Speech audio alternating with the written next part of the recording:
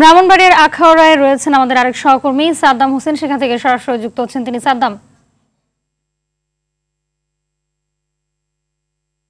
জানাবেন যে ভোট কেন্দ্রে পরিবেশ কেমন দেখছেন, নারী ভোটারদের অংশগ্রহণ কেমন দেখছেন?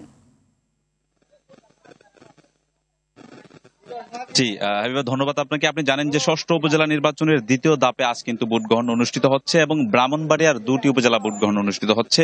উপজেলাগুলো হচ্ছে ব্রাহ্মণবাড়িয়ার আখাউড়া এবং কসবা। এই দুই উপজেলায় কিন্তু 4 লাখের মতন ভোটার রয়েছে এবং ভাইস চেয়ারম্যান এবং মহিলা ভাইস চেয়ারম্যান পদে 16 জন প্রার্থী কিন্তু প্রতিদ্বন্দ্বিতা করছে।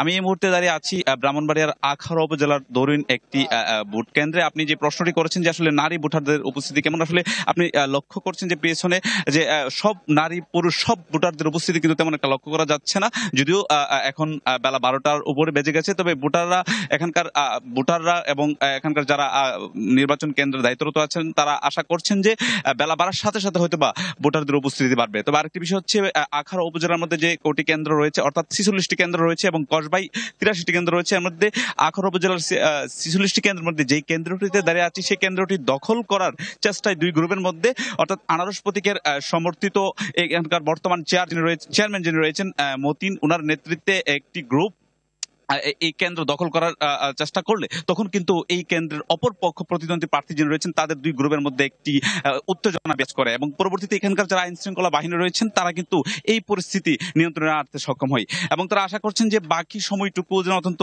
নিরপেক্ষভাবে যেন এইখানকার ভোট গ্রহণ শেষ হয়, সেটা আশা করছে। আমি কথা বলেছিলাম নির্বাচন কর্মকর্তার সাথে, রিটার্নিং কর্মকর্তা যিনি রয়েছেন তিনি বলছেন যে অবাধ, সুষ্ঠু এবং নিরপেক্ষ নির্বাচনের ক্ষেত্রে কিন্তু প্রতিটি কেন্দ্রে কিন্তু পুলিশ এবং র্যাব সহ বিভিন্ন বাহিনীর আইন শৃঙ্খলা বাহিনী কিন্তু মোতায়েন রয়েছেন। তারা আশা করছেন যে একটানা সকাল 8টা থেকে টানা 4টা পর্যন্ত যে ভোট গ্রহণ অনুষ্ঠিত হবে সেটি অবাধ, সুষ্ঠু এবং নিরপেক্ষ একটি নির্বাচন অনুষ্ঠিত হবে। তো এই ছিল আমার কাছে ব্রাহ্মণবাড়িয়ার আখাউড়ার নির্বাচনের খবরাখবরের সর্বশেষ। হাবিবা, ধন্যবাদ আপনাকে।